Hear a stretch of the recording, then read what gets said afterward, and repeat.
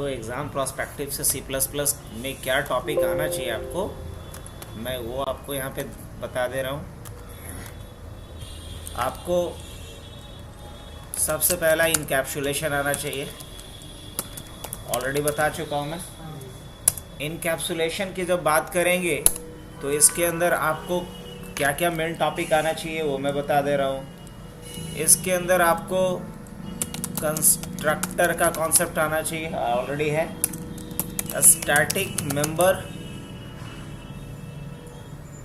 Members का concept आना चाहिए। अब स्टैटिक मेंबर में दो चीज़ें होती हैं। स्टैटिक क्या होता है, वेरिएबल भी होता है, और स्टैटिक क्या होता है, मेथड्स भी होता है, ऑलरेडी मालूम। उसके बाद आपको क्या आना चाहिए, इंस्टेंस मेंबर की बात होनी चाहिए।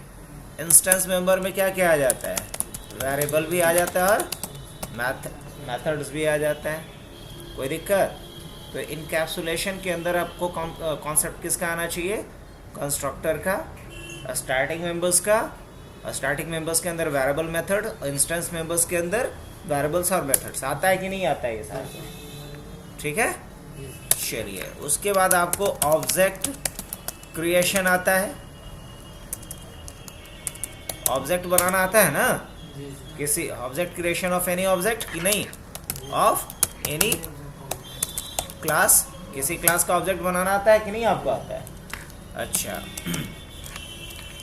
कॉलिंग किसका, गुलशान कॉल है, ले लो। Calling instance, calling instance, method, और फिर क्या आना चाहिए आपको, कॉलिंग क्या, स्टैटिक मेथड। कैसे हम इंस्टेंस मेथड को कॉल करते हैं, बाई ऑब्जेक्ट, बाई ऑब्जेक्ट। और कैसे हम लोग स्टैटिक मेथड को कॉल करते हैं, बाई देयर क्लास। ये आना चाहिए। तो इनकैप्सुलेशन के अंतर्गत कम से कम इतने सारे पॉइंट्स आपको आने चाहिए, जो ऑलरेडी मैंने बता दिया है। इससे रिलेटेड कोई भी क्वेश्चन घुमा के पूछ सकते हैं। इनकैप्सुलेशन के बाद बात होती है किसकी, इनहेरिटेंस की। अब इनहेरिटेंस के अंदर बात होनी चाहिए किसकी, अब इनहेरिटेंस का अलग अलग टाइप होता है। लाइक सिंगल इनहेरिटेंस होता है, मल्टीपल इनहेरिटेंस होता है। क्या होता है, मल्टीपल इनहेरिटेंस होता है, टेंस होता है, और मल्टीपल इनहेरिटेंस होता है, और मल्टी लेवल, और मल्टी लेवल इनहेरिटेंस होता है।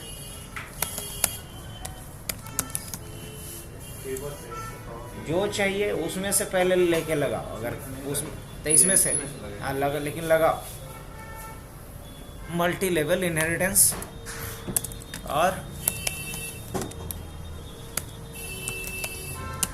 हायरार्किकल। और जब ये वाला हो जाएगा ना, तो सब इसका वेस देख लेना है। I mean, इसमें अगर कोई भी चढ़ा भी देगा, कौन सा बड़ा चीज़ है, बच्चे भी पढ़ते पढ़ते कर लेंगे। हाँ, तो इनहेरिटेंस में आना चाहिए हायरार्किकल इनहेरिटेंस, है ना।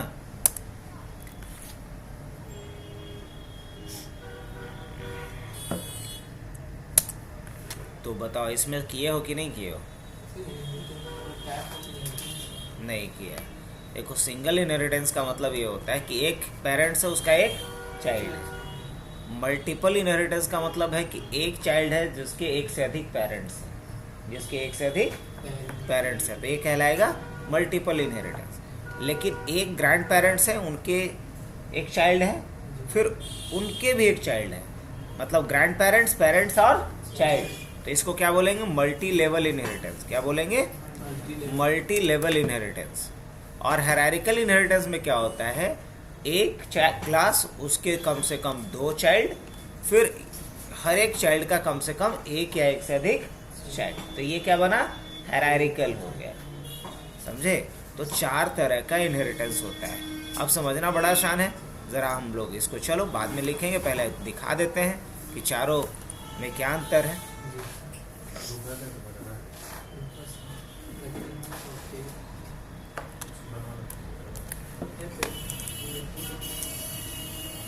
रूफस के लिए क्या सोचना है, कुछ केबी का फाइल है, ले लो। ये लेकर नहीं है क्या नहीं है रूफस? डाउनलोड भी कर सकते हैं। तब तक हम लोग भी अपना काम कर लेते। हैश इंक्लूड आयो stream dot H hash include dot H wide mean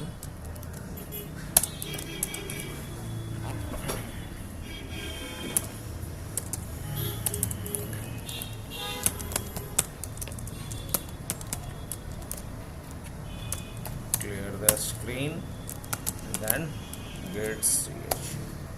सही है। अब आओ इसके बाद क्या करना है, इनहेरिटेंस का एग्जांपल देखना है ना। तो और वो भी अगर मान लो कि हमने एक क्लास बनाया,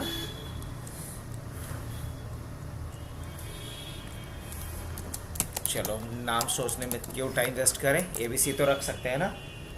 एक क्लास हमने बनाया A, और एक क्लास का हमने एक चाइल्ड क्लास बनाया। एक क्लास के अंदर कुछ लिख देता हूँ, कुछ नहीं तो एक हम लोग मेथड बना लेते हैं, और इसके अंदर एक मेथड बना लेते हैं क्या, void और F1 के नाम से void F1 एक फंक्शन बना लेते हैं, और इसके अंदर कुछ नहीं तो एक मैसेज प्रिंट कर देते हैं, cout अंडर क्लास A। क्या ऐसा एक मैसेज प्रिंट कर सकते हैं कि नहीं कर सकते? ऐसा सिंपल कर सकते हैं। तो ये एक क्लास हो गया। अब हम एक चाइल्ड क्लास बनाते हैं क्लास B, और क्लास B को किसका हम बना देते हैं, A का चाइल्ड बना देते हैं। तो क्या चलेगा ये? हाँ बिल्कुल दौड़ेगा। अब यहाँ एक फंक्शन बना लेता हूँ मैं F2। क्या फंक्शन बना लेता हूँ, F2, और यहाँ हमने एक मैसेज प्रिंट कर दिया under class B, under class B, और क्या करेंगे यहाँ पे एंड L। क्या and L, under class B and L। अब हमको ये बताओ कि अगर हम यहाँ पे एक क्लास का ऑब्जेक्ट बनाते हैं, किस क्लास का ऑब्जेक्ट बनाते हैं, एक क्लास का एक ऑब्जेक्ट बनाते हैं A1, क्या A1 F1 को कॉल कर सकता है? हाँ हाँ, क्यों नहीं कॉल कर सकता है? कॉन्फिडेंटली बोलोगे हाँ, क्योंकि क्लास A का एक ऑब्जेक्ट है A1, और F1 क्लास A का क्या है, मेंबर फंक्शन है, इसलिए बिल्कुल कॉल कर सकता है। सही है। अच्छा, अगर मैंने ऑब्जेक्ट ये B का बनाया होता, आप गेस करो कर सकता है F1 को? क्या हमने एक ऑब्जेक्ट किसका बनाया, B का, अब किसको कॉल कर रहा है, F1 को। कर सकता है कि नहीं? हाँ कर सकता है। क्यों कर सकता है भाई? क्योंकि ये इनहेरिट होकर के हाँ आ गया है, चाइल्ड है। अच्छा, अब ये जो हमने बनाया F2 को कॉल कर सकता है? हाँ, F2 तो इसी के अंदर डिफाइन ही है, तो क्यों नहीं कर सकता? F2 किसके अंदर बना हुआ है? हाँ, ये इसलिए नहीं कर पा रहा है क्योंकि इसको हमने क्या डिक्लेयर किया है, पब्लिक डिक्लेयर नहीं किया। अब कर सकता है? बोलेंगे हाँ, अब तो और कर सकता है, कोई मसला ही नहीं है। सही है। अब लेकिन गेस करना कि क्या A का ऑब्जेक्ट है A1, अब ये F2 को कॉल कर सकता है? नहीं कॉल कर सकता, क्योंकि B इसलिए F1 को कॉल कर पा रहा था क्योंकि B चाइल्ड था किसका, A का। ये जो अभी एग्जाम्पल हमने देखा है, इसको बोलते हैं सिंगल इनहेरिटेंस। क्या बोलेंगे? अच्छा, अब आते हैं मल्टीपल इनहेरिटेंस। मान लो एक क्लास हमने B बनाया, B भी एक इंडिपेंडेंट क्लास है, हो सकता है कि नहीं? हाँ बिल्कुल हो सकता है। अब हमने एक क्लास बनाया C। क्या बनाया? क्लास बनाया C, और C को मैं बनाना चाह रहा हूँ दोनों का चाइल्ड। अच्छा, बाद में बनाएंगे, पहले हम लोग यहाँ पे क्या लिख देते हैं, PU पब्लिक और void F3, और मैंने इसके अंदर क्या बनाया, cout under class C, under class C and L। हो सकता है, हाँ हो सकता है। अब सोच के देखो कि हम यहाँ पे अभी क्या बनाते हैं, C का एक ऑब्जेक्ट बनाते हैं C1, और ये C1 के द्वारा हम कॉल करते हैं F3 को। कॉल कर सकता है कि नहीं? हाँ बिल्कुल कर सकता है। अच्छा कहाँ पे गलती हुई है? अच्छा सेमी कॉलन नहीं पड़ा है, हो रहा है। लेकिन क्या C1 F2 को कॉल कर सकता है? नहीं जी, अभी तो नहीं कर सकता है क्योंकि उसका चाइल्ड नहीं है। क्या F1 को कॉल कर सकता है? नहीं जी, अभी नहीं कर सकता है। क्यों? क्योंकि क्लास C A का भी चाइल्ड नहीं है। तो इसको मुझे दोनों का चाइल्ड बनाना है। क्या बना सकता हूँ? हाँ बना सकता हूँ। क्या लिखना पड़ेगा? पब्लिक A है ना, कॉमा पब्लिक B। तो ये जो तरीका हुआ किसका हुआ? मल्टीपल इनहेरिटेंस का। क्या? मल्टीपल इनहेरिटेंस का। अब C जो है, C1 जो है दोनों को कॉल कर सकता है। C1.F2 को भी कॉल कर सकता है जो क्लास B का एक मेंबर फंक्शन है, और खुद का जो एक मेंबर फंक्शन है लाइक F3 उसे भी कॉल कर सकता है। क्या बात है, समझ में आया? तो ये एग्जांपल किसका हुआ? मल्टीपल इनहेरिटेंस का। क्या? मल्टीपल इनहेरिटेंस का। समझ में आई बात कि नहीं? अगर मान लीजिए कि इसको सिर्फ A का हम चाइल्ड बनाते हैं तो देखिएगा एरर आएगा। एरर आएगा कि F2 is not member of C। आ गया? चलिए अब आपको हम सिखाते हैं मल्टी लेवल। क्या सिखाते हैं? मल्टी लेवल में क्या, जैसे कि यहाँ क्या किया मैंने, B को किसका चाइल्ड बना सर दिया? इसमें समझना है कि क्लास C है पब्लिक ए का, तो डायरेक्ट ए का चाइल्ड C नहीं बन सकता। A ही का तो चाइल्ड बना, और साथ में कॉमा दिए थे और क्या लिखे थे कि ये B का भी चाइल्ड रहेगा। ऐसा लिखने का मतलब हुआ कि C is child of A and C is also child of B। इसका ये मतलब हुआ दोनों का, है ना। चलिए अब बताओ इसके बाद, अब हमें देखना है मल्टी लेवल। तो मल्टीपल तो देख लिए, अब मल्टी लेवल देखना है। मल्टी लेवल के लिए क्या करना है बच्चा? B को हम किसका बना देते हैं? A का चाइल्ड बना देते हैं, बना सकते हैं। और C को किसका चाइल्ड बना देते हैं? काहे का B का बना दो, या तो A का, तो हद हो गया। हम क्या बोल रहे हैं कि क्लास B A का चाइल्ड है, राइट? हाँ, तो A का सारा का सारा B में आ गया, और C को किसका चाइल्ड बना दिया? B का। तो बात अब पहले ही जैसा होने वाली है, कोई दिक्कत? तो ये एग्जांपल किसका हुआ? मल्टी लेवल इनहेरिटेंस का। अब देखना है हायरार्किकल इनहेरिटेंस। क्या देखना है? हायरार्किकल इनहेरिटेंस क्या होता है और कैसे होता है। तो हायरार्किकल इनहेरिटेंस के लिए सब ऑन, सब में OS 7 है।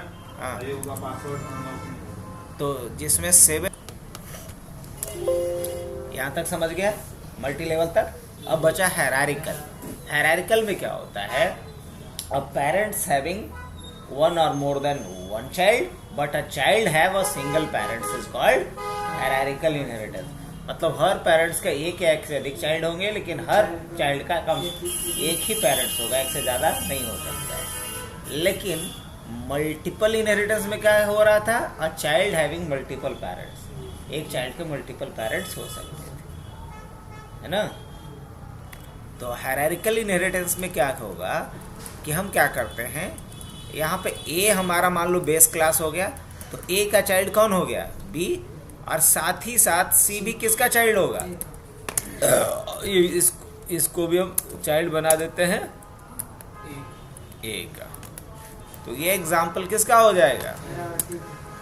अब यहाँ F2 को यूज़ नहीं कर पाएगा। अब F2 को क्यों नहीं यूज़ कर पा रहा? कि F2 किसका मेंबर है? B का, अरे B का चाइल्ड है नहीं। तो ये जो हमने यहाँ पे F2 वाले लाइन को कॉल किया है, वो लाइन हमें अभी के लिए क्या करना होगा? अब सही। तो ये एग्जाम्पल था हायरार्किकल इनहेरिटेंस का।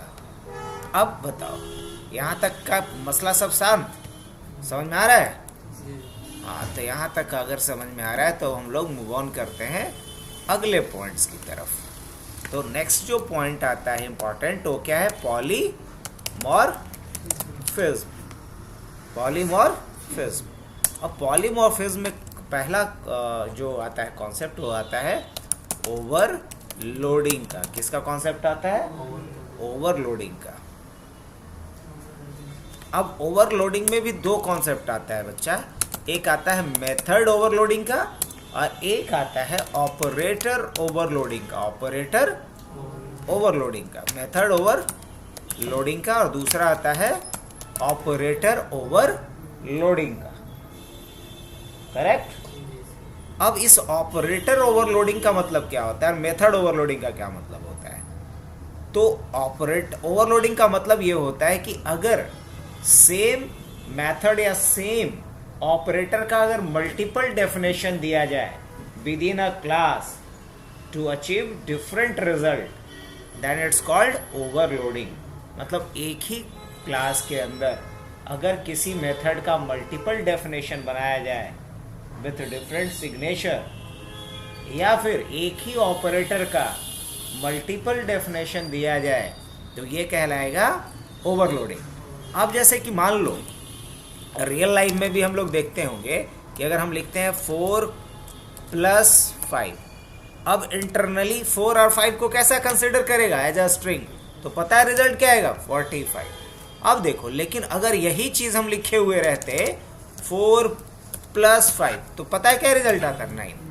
तो ये प्लस ऑपरेटर अगर हमने दो स्ट्रिंग के बीच में लगाया तो क्या कर रहा है, ये कॉनकैटिनेट कर रहा है। और अगर हमने दो नंबर्स के बीच में लगाया तो क्या कर रहा है, ये ऐड कर रहा है। तो ये प्लस ऑपरेटर का एक ही प्रोग्राम में क्या है, दो अलग अलग रूल है। अगर ये दो नंबर्स के बीच लग रहा है तो एडिशन कर रहा है, दो स्ट्रिंग के बीच लग रहा है तो कॉन्केटिनेशन कर रहा है। तो ये एक बेस्ट एग्जांपल है किसका, ऑपरेटर ओवरलोडिंग का। ऑपरेटर ओवरलोडिंग का। अरे बस समझ में। अब एक बात और, अगर मान लो कि नॉर्मली हम लोग क्या करते हैं, इंट x नाम का एक वेरिएबल बनाया, 5 रख दिए, चलेगा। हमने y नाम का एक वेरिएबल बना दिया है, 8 रख दिया। अब अगर हम कहीं पे लिख देते हैं क्या, z = x + y, z = x+, अब आराम से समझ जाएगा, ये प्लस ऑपरेटर को पता है कि मुझे क्या करना है। लेकिन अगर मान लो कि ये दो ऑब्जेक्ट होता, तब दो ऑब्जेक्ट होता, मान लो हम एक नाम का नंबर के नाम से एक क्लास बना दिए और उसका एक ऑब्जेक्ट बनाए हम n1 और दूसरा ऑब्जेक्ट बनाए n2, और हम लिखना चाह रहे हैं n3 = n1 + n2। अब क्या प्लस ऑपरेटर को पता है कि जो नॉन प्रिमिटिव हमने क्या बनाया, ये जो वेरिएबल्स बनाए हैं नॉन प्रिमिटिव डेटा टाइप के, इनके बीच प्लस लगने पे क्या होना चाहिए, इनको पता है क्या, नहीं पता है। तो मुझे यहाँ अगर नॉन प्रिमिटिव डेटा टाइप का यूज करके जो हमने वेरिएबल बनाए हैं, जिसे हम ऑब्जेक्ट कह सकते, इस ऑब्जेक्ट के बीच में अगर प्लस ऑपरेटर लगेगा तो क्या करना चाहिए, ये अगर हम देखना चाह रहे हैं तो इसके लिए हमें क्या करना पड़ेगा, ऑपरेटर को ओवरलोड करना होगा। और इसी प्रोसेस को क्या कहेंगे, ऑपरेटर ओवरलोडिंग। और मान लो कि हमने कोई एक मेथड बनाया था एक क्लास के अंदर, क्या बनाया था, void add, और उसमें दो नंबर डाला था, int x int y। और फिर मैंने इसी का एक कॉपी और बनाया, add, और उसमें हमने क्या डाला, int x int y int z। याद आ रहा है कुछ? तो ये किसका एग्जांपल हुआ, मेथड। मतलब एक ही क्लास के अंदर इस ऐड फंक्शन का हमने एक कॉपी, दो कॉपी और भी बना सकते हैं। तो ये एग्जांपल किसका होगा, मेथड ओवरलोडिंग का। ऑलरेडी मेथड ओवरलोडिंग बता चुके हैं। ऑपरेटर ओवरलोडिंग शायद नहीं दिखाया अभी करके, चलो अभी करके दिखा रहे हैं, नेक्स्ट वही काम रहेगा हमारा। अब आते हैं इसके बाद ओवरराइडिंग। क्या है ओवरराइडिंग? अब ओवरराइडिंग किसका होता है भाई, तो ओवरराइडिंग होता है मेथड का। किसका, मेथड ओवरराइडिंग होता है। क्या होता है, मेथड ओवरराइडिंग। अब ओवरराइडिंग का मतलब क्या होता है, तो ओवरराइडिंग का मतलब होता है कि जब चाइल्ड क्लास में इनहेरिट करने के बाद पेरेंट्स क्लास के मेथड्स को अगर हम दोबारा डिफाइन करते हैं तो ये कहलाता है ओवरराइडिंग। फिर से चाइल्ड क्लास के अंदर पेरेंट्स क्लास से इनहेरिट किए गए मेथड्स को अगर रीडिफाइन करें सेम सिग्नेचर के साथ तो ये प्रोसेस ही कहलाता है ओवरराइडिंग। अब मेथड ओवरराइडिंग का दो सिचुएशन होता है।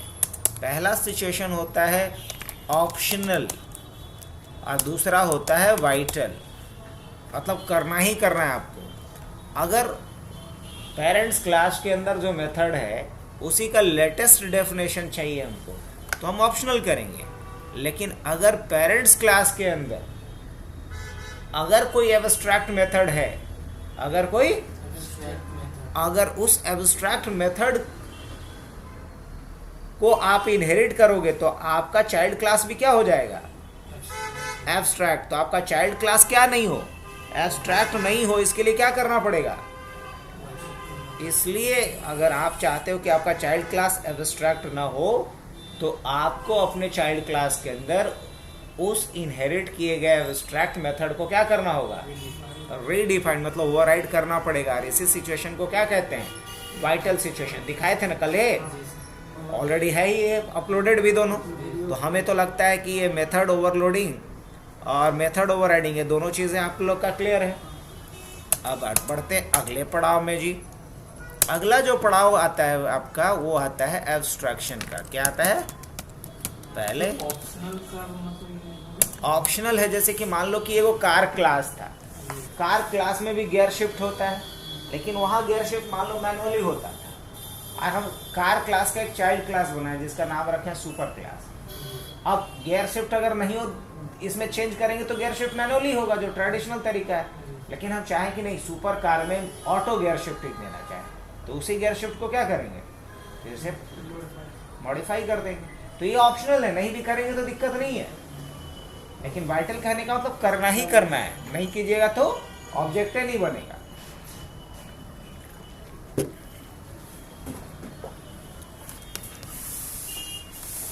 आइए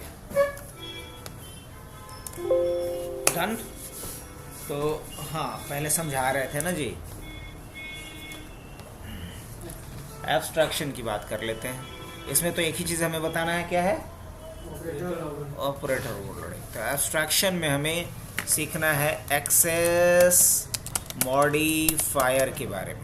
एक्सेस मॉडिफायर 3 होता है, जानते ही होंगे, पब्लिक, प्राइवेट और प्रोटेक्टेड। पब्लिक कहने का मतलब जो क्लास के अंदर मेंबर पब्लिकली डिक्लेयर्ड होंगे उनको क्लास के बाहर से डायरेक्ट एक्सेस कर सकते हो। जो प्राइवेटली डिक्लेयर्ड होंगे वो क्लास के बाहर से एक्सेस नहीं होंगे, क्लास के अंदर जो मेथड है वही उनको एक्सेस कर सकते हैं। और जो प्रोटेक्टेड मेंबर्स हैं वो चाइल्ड क्लास के द्वारा क्लास के बाहर से भी एक्सेस हो सकते हैं, है ना। तो अगर सिक्योरिटी की बात करें तो सबसे तगड़ा सिक्योरिटी किस पे है, पब्लिक पे। उससे कम सिक्योरिटी, उल्टा बोल रहे हैं, सॉरी, सबसे तगड़ा सिक्योरिटी किस पे है, प्राइवेट पे। उससे कम सिक्योरिटी किस पे है, प्रोटेक्टेड पे। अब बिल्कुल भी सिक्योरिटी किस पे नहीं है, जब पब्लिकली डिक्लेयर्ड किए हैं। ये समझ लो कि आप खुद को नोटिफाई करने के लिए कुछ नोटिस लगाना चाह रहे हो तो कहाँ लगाओगे, अपने बेडरूम में, तो समझ लो प्राइवेट हो गया, किसी बाहर के द्वारा वो एक्सेसिबल नहीं है। अब अगर वही आप चाहते हो कि वो आपके घर वाले लोग देख सके, बाहर वाले नहीं देख सके, तो क्या करोगे आप, प्रोटेक्टेड करोगे। और चाहते कि कोई भी देख ले तो गली मोहल्ले नुक्कड़ पे लगा देंगे, वो पब्लिकली हो गया। तो एक्सेस मॉडिफायर कितने हैं अब आते हैं इसके बाद हमें देखना है कॉन्सेप्ट किसका, एब्स्ट्रैक्ट मेथड का। और एब्स्ट्रैक्ट मेथड के लिए हम कॉन्सेप्ट किसका देखते हैं, प्योर वर्चुअल फंक्शन। क्या, प्योर वर्चुअल फंक्शन, कल देखे थे, प्योर वर्चुअल फंक्शन। अगर हम मान लो किसी भी मेथड को क्लास के अंदर क्या बनाना चाहते हैं, एब्स्ट्रैक्ट बनाना चाहते हैं, एब्स्ट्रैक्ट मेथड वैसे मेथड को कहते हैं जिसका कोई डेफिनेशन नहीं, कोई बॉडी नहीं हो, कोई ब्लॉक नहीं, वो कहलाता है एब्स्ट्रैक्ट। और किसी भी मेथड को C++ में एब्स्ट्रैक्ट मेथड बनाने के लिए कॉन्सेप्ट यूज होता है प्योर वर्चुअल फंक्शन का। अब प्योर वर्चुअल फंक्शन कुछ अलग नहीं होता है, आपको बस लिखना पड़ेगा क्या, वर्चुअल कीवर्ड यूज करना होगा, वॉइड और फंक्शन का नाम जो तेरी मर्जी वो लिख दो, और उसको इनिशियलाइज किससे करना होता है, 0 से। बस ये सिंटैक्स होता है प्योर वर्चुअल फंक्शन लिखने का।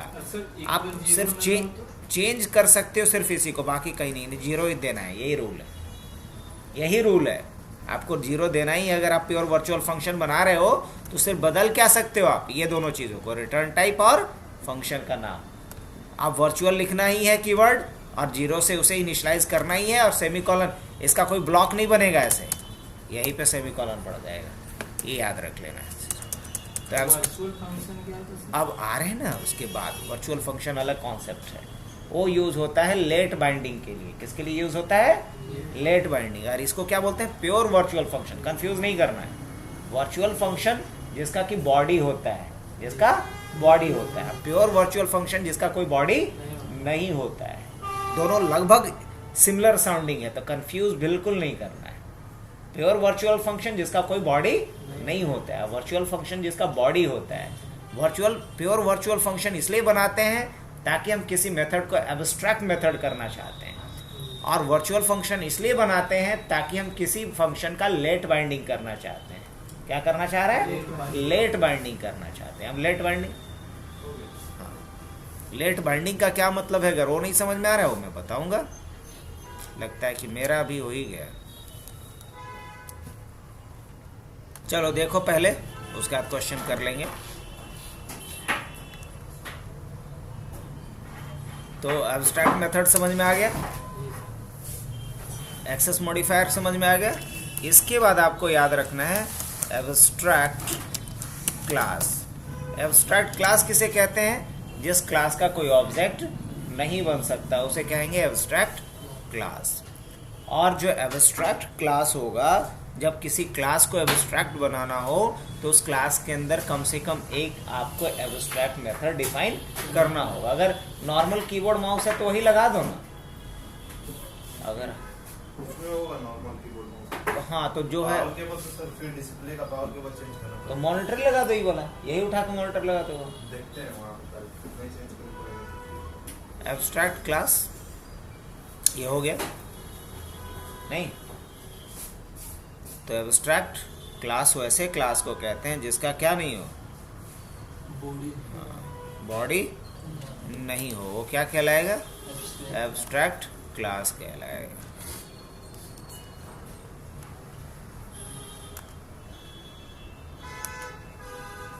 हाँ क्वेश्चन तब तक देख लो। हाँ तो एब्स्ट्रैक्शन की बात हो गई। एब्स्ट्रैक्शन के बाद फिर जो देखना होगा वो देखना होगा क्या, फ्रेंड फंक्शन है ना, फ्रेंड फंक्शन।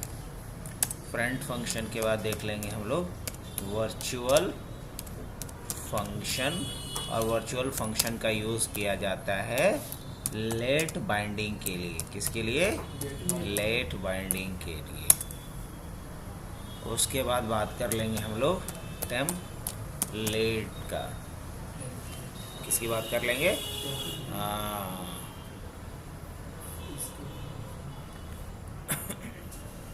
तो उसके बाद बात कर लेंगे हम लोग फाइल हैंडलिंग का, फाइल हैंडलिंग का।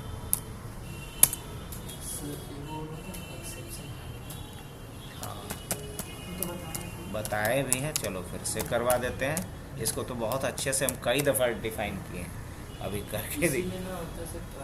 हाँ ट्राई कैश और finally, try cash and finally. और ट्राई के अंदर में ही थ्रो कीवर्ड लिखते हैं एक्सेप्शन को थ्रो करने के लिए। तो बेसिकली 4 कीवर्ड यूज़ किया जाता है, try, throw, catch and finally. Alright, चलो तो ये पूरा कहानी हो गया मेन पॉइंट्स का। अब बताओ इसमें अभी सबसे पहले क्या बता दूँ मैं जो नहीं जानते, ऑपरेटर ओवरलोडिंग बता दें। आ जाओ हम लोग ऑपरेटर ओवरलोडिंग देख लेते हैं पहले।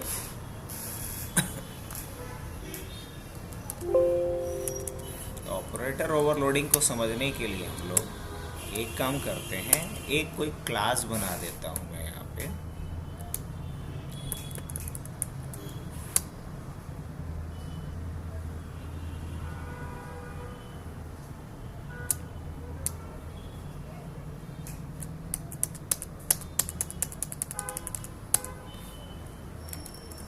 सही है, हाँ।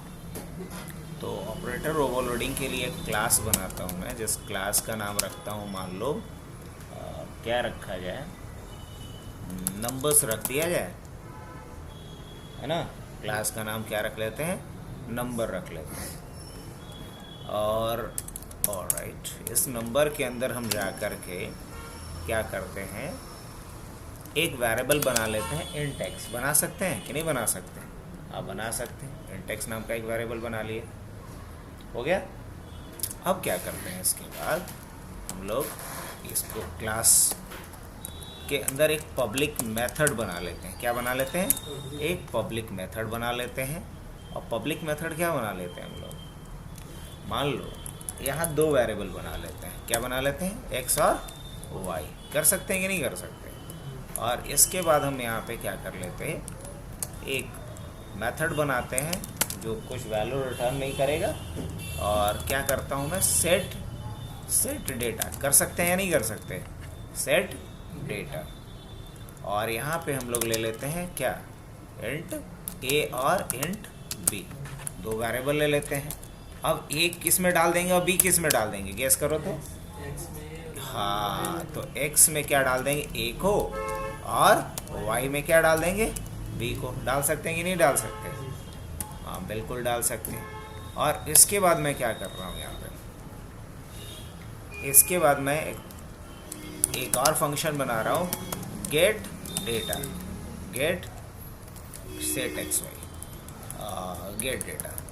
और गेट डेटा को हम लोग यहाँ पे क्या कर लेते हैं, डेटा गेट करने के लिए क्या करेंगे, सी आउट x इक्वल टू क्या है, x होगा, है ना। और एंटल, और उसी तरीके से सी आउट क्या डालेंगे, y equal to y and l। हो सकता है कि नहीं? हाँ, बिल्कुल हो सकता है, इस तरीके से। अब अभी जब हम इसका नंबर का क्या बनाते हैं, एक ऑब्जेक्ट बनाते हैं। अभी तक तो कुछ भी आपको नया नहीं लग रहा होगा, समझ में आ रहा होगा सब कुछ। अब हम नंबर का क्या बनाते हैं, एक ऑब्जेक्ट बनाते हैं। बना सकते हैं? हाँ, बिल्कुल बना दिए नंबर का ऑब्जेक्ट। अब n1 के द्वारा हम क्या कर सकते हैं, n1 के द्वारा हम कर सकते हैं सेट डेटा को कॉल। और यहाँ हमें दो वैल्यू पास करना होगा। मान लो कि हम यहाँ दो वैल्यू डाल देते हैं, 4 और 5, सही है। और n1 के द्वारा हम क्या कर लेते हैं, गेट डेटा को कॉल। यहाँ तक बिल्कुल समझ में आ रहा होगा। अभी हमें क्या आएगा, x का वैल्यू 4 है और y का वैल्यू 5 है। क्या सही प्रिंट किया कि कोई दिक्कत नहीं ना? चलो ठीक, यही तक रखते हैं। बाद में जोड़ घटाव गुना भाग जो करना हो कर सकते हैं, बस समझाना चाह रहे कॉन्सेप्ट को। ऑलराइट, अब क्या करता हूँ मैं, यहाँ पे एक दूसरा ऑब्जेक्ट बनाता हूँ, n2। क्या बनाता हूँ, n2। और एक तीसरा भी ऑब्जेक्ट बनाता हूँ, n3।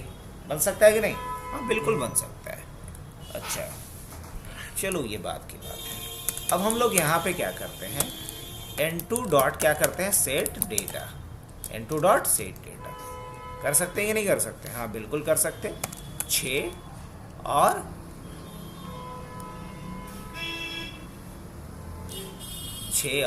10 ऐसा कुछ पास करते हैं। कर सकते कि नहीं कर सकते? यहाँ तो कोई एरर है नहीं, कोई एरर नहीं है। यह है नहीं है, समझ रहे हो बात को? अब प्रॉब्लम कहाँ होगी वो समझना। मैं क्या लिख रहा हूँ, n3। क्या लिख रहा हूँ, n3। और n3 में मैं क्या करना चाह रहा हूँ कि कॉल n प्लस n2 करना चाह रहा हूँ, n1 प्लस n2 करना चाह रहा हूँ। क्या कर सकता हूँ? नहीं कर सकता। अगर ऐसा करेंगे तो एरर आएगा। ट्राई करें, एरर आएगा। इलीगल स्ट्रक्चर ऑपरेशन, साहब बोल रहा है ये। अब बताओ, समझ में आ रही बात? अब अगर ये नॉर्मल वेरिएबल होता, अगर ये नॉर्मल वेरिएबल होता तो कोई इशू नहीं था। अगर मान लो कि मैंने यहाँ पे ऐसा कुछ किया होता k इक्वल टू 7 और j इक्वल टू 8, और यहाँ अगर मैं लिखा होता k प्लस j, कोई इशू होता? अब बताओ, कोई इशू होता तो बताओ। नहीं होता ना, नहीं होता। अब क्यों नहीं होता? क्योंकि इस प्लस ऑपरेटर को पता है ये एक इंटीजर वेरिएबल है, एक दूसरा इंटीजर वेरिएबल है। इंटीजर वेरिएबल पे क्या करना है मेरे को, ये इसको पता होता है। हाँ हाँ, माय गॉड, इसको पता है, इसलिए कोई दिक्कत नहीं। लेकिन अब दिक्कत ये है कि हाँ, आउटपुट की प्रिंट नहीं की तो आउटपुट क्या आएगा? अब हम मान के चल रहे हैं इतने बच्चे नहीं होते, उन लोग पे हर चीज़ का आउटपुट है लिखा है, बस एग्जीक्यूशन समझो। अब यहाँ पे अब मेरा टारगेट हो नहीं रहा। अब n3 क्या एक ऑब्जेक्ट है जो एक नॉन प्रिमिटिव डेटा टाइप को यूज करके बनाया गया। नंबर क्या है, प्रिमिटिव डेटा टाइप है? नहीं, नॉन प्रिमिटिव डेटा टाइप है। और मेरा एक्सपेक्टेशन क्या है कि n3 में n1 और n2 दोनों को ऐड करके असाइन कर दो। क्या होगा? तो इस तभी होगा जब मुझे इस प्लस ऑपरेटर का एक नया डेफिनेशन देना पड़ेगा। किस क्लास के अंदर? इस नंबर क्लास के अंदर। अगर हम ऐसा करते हैं तो यही कहलाएगा ऑपरेटर ओवरलोडिंग। क्या कहलाएगा? Operator overloading. अब मान लो इसके अंदर मेरे को फंक्शन बनाना है। अच्छा, क्या इसको हम ऐसे लिख सकते हैं? अभी थोड़ा सा सिंपली डायरेक्ट कोड लिख दें कि पहले स्टेप बाय स्टेप समझाते चले? तो स्टेप बाय स्टेप समझाते चले तो क्या कोई भी ऑब्जेक्ट किसी दूसरे मेथड्स को कॉल कर सकता है, मेंबर मेथड्स को, कि नहीं कर सकता है? हाँ, कर सकता है। कैसे? डॉट लगा के। अब मान लो कि हमने यहाँ पे लिखा ऐड, और ऐड में किसको पास कर दिया? n2। इसका मतलब क्या हुआ? इसका मतलब ये हुआ कि हमने यहाँ पे n1 के द्वारा एक ऐड मेथड को कॉल किया और उसमें एज ए आर्गुमेंट क्या पास कर दिया? n2 पास कर दिया। तो ऐसा करने के लिए भी अभी ये चलेगा? नहीं चलेगा। बोलेगा है क्या ये? Add is not a member of number. तो ठीक है ना, यहाँ हम क्या करते हैं, एक क्या बनाते हैं, void, और क्या लिखेंगे, ऐड। और देखो ये n2 क्या है बच्चा? n2 क्या इंटीजर टाइप का कोई वेरिएबल है? नहीं। फ्लोट है? नहीं। ये किस टाइप का है? नंबर टाइप का। बोलो ना, नंबर टाइप का। क्या है ये? तो ये किस टाइप का, इसको रिसीव कौन करेगा? नंबर टाइप का ही। अगर इंटीजर होता ये तो हम यहाँ क्या लिखते? इंट लिखते। लेकिन ये नंबर टाइप का है तो हम क्या लिखेंगे? यहाँ पे नंबर लिखेंगे। अब मान लो n ले लेते हैं, नंबर टाइप के लिए क्या ले लेते हैं? n ले लेते हैं। सही है, एकदम बिल्कुल सही है। अब क्या करते हैं हम, यहाँ पे हमारा टारगेट क्या है? तो यहाँ हमारा टारगेट ये है कि इसमें एक वैल्यू रिसीव हुआ, मतलब n2 रिसीव हुआ किसके अंदर? n के अंदर। अब एक टेम्पररी हम बना लेते हैं नंबर टाइप का ऑब्जेक्ट। बना सकते हैं? हाँ, एक t बना लेते हैं टेम्पररी। ये भी नंबर टाइप का एक ऑब्जेक्ट है, मतलब इसके अंदर भी x और y होगा, इसके अंदर भी x और y होगा। चलो बढ़िया। अब हम क्या लिखने वाले हैं यहाँ पे? हम यहाँ लिखने वाले ये हैं t। क्या लिखने वाले हैं? t के x में, t के x में किसको डाल दो?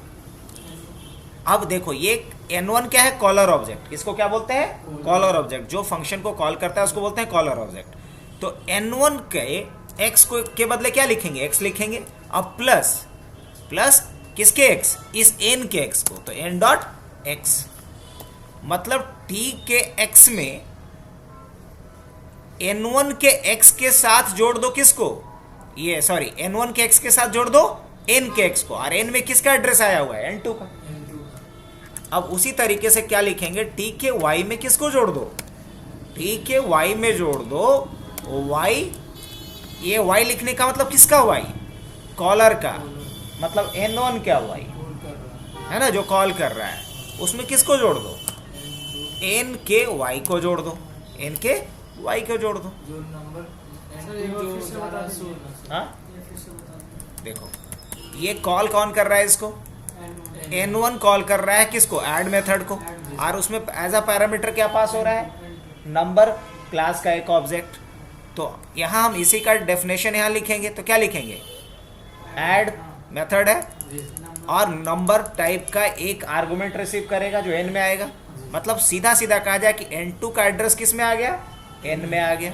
तो n2 ना लिख के हम यहाँ पे क्या लिखेंगे, n लिखेंगे।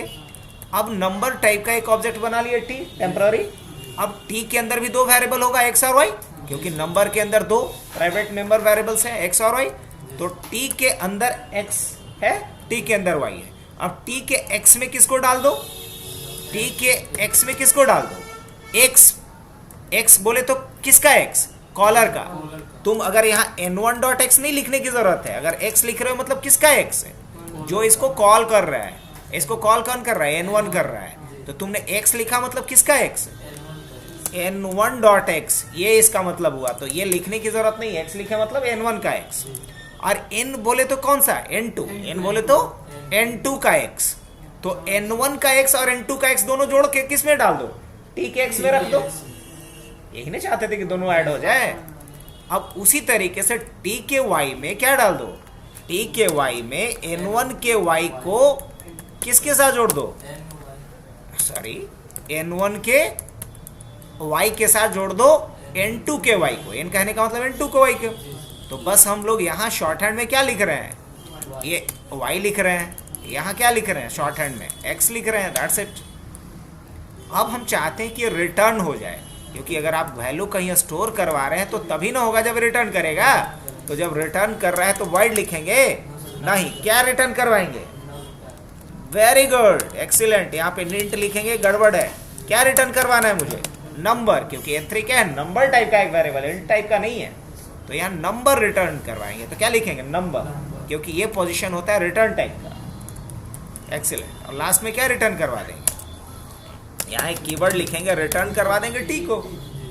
रिटर्न किसको करवा देंगे, टी को। तो टी का वैल्यू किस में आ जाएगा, n3 में, पक्का। अब हम क्या लिखेंगे यहाँ पे n3 डॉट क्या था, गेट डेटा, यही ना था, n3 डॉट गेट डेटा। अरे क्या मस्त है, परफेक्ट, ये मजा आ गया। ये हमने काम क्या कर लिया, एक नया इस प्लस ऑपरेटर का अभी दिया नहीं है, हालांकि अब करेंगे। अब समझो यहाँ पे, अब यहाँ पे ऐड लिख के कर लिए, तो ये तो बस एक फंक्शन बना है, तो ये अभी ऑपरेटर ओवरलोडिंग नहीं हुआ है। अब हम लोग ऑपरेटर ओवरलोडिंग करना चाहते हैं, तो मुझे यहाँ पे क्या लिखना है, प्लस। तो अब क्या ऐसा कोई नियम है C++ में कि हम यहाँ पे किसी नाम के बदले कोई ऑपरेटर को यूज करें? तो हाँ, ऐसा नियम है। लेकिन अगर आप प्लस ऑपरेटर यूज करना चाह रहे हैं तो देखिए क्या आएगा, यहाँ पे एरर आएगा। तो इसका नियम ये है कि जब आप प्लस मतलब as a name of function किसी ऑपरेटर को आप ले रहे हो, फिर से as a name of function किसी ऑपरेटर को अगर आप लिख रहे हो, तो इसके लिए C++ में एक रूल है कि आप इस प्लस ऑपरेटर के पहले या ऑपरेटर के पहले क्या लिखेंगे, ऑपरेटर कीवर्ड लिखेंगे। क्या लिखेंगे, हाँ, ऑपरेटर क्या है, कीवर्ड है C++ के अंदर। तो यहाँ ऑपरेटर कीवर्ड लिखेंगे। अब ये चलेगा, कोई इसमें एरर नहीं आना है। अब किस बात का है, मेंबर आइडेंटिफायर एक्सपेक्टेड। अब देखो, अब नहीं, उसकी बात नहीं है। जब आप यहाँ ऑपरेटर लगा दिए, ठीक है, तब यहाँ पे डॉट भी लगाने की ज़रूरत नहीं है। तब आपको यहाँ डॉट लगाने की ज़रूरत भी नहीं है। और ये जब डॉट नहीं लगा रहे हैं तो आपको ब्रैकेट भी लगाने की ज़रूरत नहीं है। तो बताओ, जैसे हम लोग नॉर्मल किसी इंटीजर वेरिएबल को जोड़ पाते थे, वैसे अब किसको जोड़ पा रहे हैं, दो। हाँ, क्या बात है, ये कॉन्सेप्ट है ऑपरेटर ओवरलोडिंग का। जैसे कि हम नॉर्मल किसी इंटीजर टाइप के वेरिएबल को क्या कर पाते थे, जोड़ पाते थे। ऐसा करके हम लोग जोड़ पाते थे ना, z = x + y। तो यहाँ ऑपरेटर को ओवरलोड करने की जरूरत नहीं है, बिकॉज ऑलरेडी ऑपरेटर को पता है कि इंटीजर को कैसे हमें रिस्पॉन्ड करना है। लेकिन यहाँ इसको ये नहीं पता था कि n1 और n2 के बीच में अगर प्लस लगाए तो इस पर क्या करना है, क्योंकि n1 और n2 कोई प्रिमिटिव डेटा टाइप को यूज करके बनाया गया वेरिएबल नहीं था, बल्कि एक नॉन प्रिमिटिव डेटा टाइप को यूज करके बनाया गया वेरिएबल था। तो यहाँ सी प्लस प्लस को हमें बताना पड़ेगा कि अगर नॉन प्रिमिटिव डेटा टाइप्स का यूज़ करके अगर कोई वेरिएबल बनाया जाए तो उसमें प्लस ऑपरेटर का क्या रोल होगा, और यही कॉन्सेप्ट कहलाता है ऑपरेटर ओवरलोडिंग। ठीक है, समझ में आया? जी अगर हम किसी ऑपरेटर का किसी क्लास के अंदर में कोई एक नया डेफिनेशन देते हैं कि ये ऑपरेटर अब ये काम तो पहले करता ही था, साथ में ये काम भी करेगा, तो ये समझ लो क्या कहलाएगा, ऑपरेटर ओवरलोडिंग। क्लियर? आगे बढ़ें तो ऑपरेटर ओवरलोडिंग के बाद नेक्स्ट टॉपिक आप लोगों का बनता है ये भी कंप्लीट, जी सर। ये भी कल ही बता दिए थे। एक्सेस मॉडिफायर जानते ही है। जी सर। आगे बढ़ते हैं, एब्स्ट्रैक्ट मेथड बताई है, प्योर वर्चुअल फंक्शन। अब आगे बढ़े फ्रेंड फंक्शन से, एब्स्ट्रैक्ट क्लास वगैरह बता ही दिए हैं। अब बढ़ते हम लोग फ्रेंड फंक्शन की तरफ। फ्रेंड फंक्शन का स्पेलिंग भी बड़ा भयानक हो गया है। सर ये क्वेश्चन था, मेटा क्लास मेटा क्लास इसमें लिखा हुआ कि मेटा क्लास क्या है? मेटा बोला जाता है जो डेटा के बारे में डेटा होता है उसी को कहते हैं मेटा, है ना। मेटा मतलब किसी चीज़ का डेफिनेशन, क्या किसी का डेफिनेशन। अब बाकी क्या है, एक बार क्वेश्चन पूरा देख लेंगे, होगा ना? हाँ, तो बता देते हैं, लाओ देख। चलिए तो आगे बढ़ते हैं फ्रेंड फंक्शन की तरफ ना।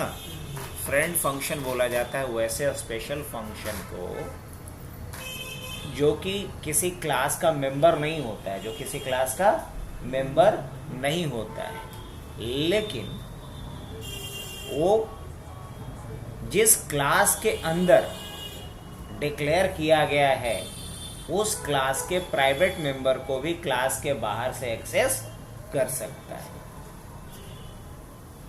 तो कुछ डेवलपर्स का मानना है कि फ्रेंड फंक्शन अच्छा है क्योंकि वो क्लास के बाहर से भी क्लास के प्राइवेट मेंबर्स को एक्सेस कर सकता है। कुछ का मानना है कि सिक्योरिटी लूपहोल्स है कि प्राइवेट मेंबर क्लास के बाहर से एक्सेस कैसे हो जा रहा है, नहीं होना चाहिए। तो बेसिकली ये स्ट्रेंथ है, कोई वीकनेस नहीं है, कोई सिक्योरिटी लूपहोल्स नहीं है। बिकॉज अगर किसी क्लास के अंदर फ्रेंड फंक्शन को हम जब डिक्लेयर करेंगे तभी तो प्राइवेट मेंबर को एक्सेस करेगा। अगर हमें लगता है कि ये फंक्शन प्राइवेट मेंबर को एक्सेस ना करे तो हम एज अ फ्रेंड उस फंक्शन को डिक्लेयर ही नहीं करेंगे क्लास के अंदर, तो कहाँ सिक्योरिटी कंप्रोमाइज हो रहा है। और फायदा क्या है वो सुन लो ध्यान से, कि अगर मान लो कि दो क्लास है, class A class B, class A के अंदर एक मेंबर है एक्स, क्लास बी के अंदर एक मेंबर है वाई। अब हम चाहते हैं कि एक ही फंक्शन ऐसा हो जो एक्स और वाई दोनों को ऑपरेट कर दे। तो क्या ऐसा कोई फंक्शन पढ़े हम लोग? ना, अभी तक तो नहीं। तो फ्रेंड ही फंक्शन इकलौता फंक्शन है जो दो अलग अलग, दो डिफरेंट क्लास के प्राइवेट मेंबर्स को एक साथ ऑपरेट कर सकता है। और यही फ्रेंड फंक्शन का मेन स्ट्रेंथ होता है। अगर कोई पूछे कि फ्रेंड फंक्शन मेनली इतना पॉपुलर क्यों है या फ्रेंड फंक्शन का क्या इंपॉर्टेंस है, तो वहाँ पे ये बोलना है कि फ्रेंड फंक्शन दो अलग अलग क्लासेस के प्राइवेट मेंबर्स को एक साथ क्या कर सकता है, एक्सेस कर सकता है, ऑपरेट कर सकता है, उस पर अलग अलग ऑपरेशन परफॉर्म कर सकता है। फ्रेंड फंक्शन के अलावा कोई दूसरा ऐसा तरीका नहीं है जिससे कि एक दो अलग अलग क्लास के दो अलग अलग प्राइवेट मेंबर्स को एक साथ हैंडल किया जा सके। यही मेन स्ट्रेंथ होता है किसका, फ्रेंड फंक्शन का। लेकिन एक बात और, फ्रेंड फंक्शन डायरेक्टली किसी क्लास के मेंबर को एक्सेस नहीं कर सकता। इसका क्या मतलब है? इसका मतलब यह है कि फ्रेंड फंक्शन डायरेक्ट किसी मेंबर्स को एक्सेस तो नहीं कर सकता, लेकिन उस क्लास का ऑब्जेक्ट अपने अंदर बनवा करके उससे एक्सेस करवा सकता है। अब इन्हीं बात को हम लोग एग्जाम्पल्स के थ्रू देखते हैं तो ज़्यादा अच्छे से समझ में आएगा।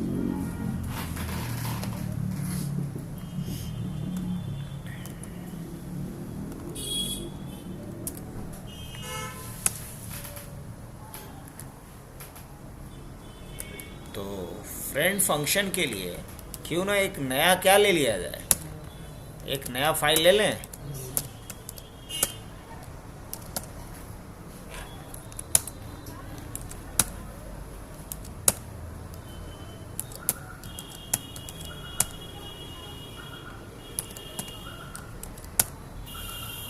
चलो एक नया फाइल ले लेते हैं, hash include h hash include io stream dot h void name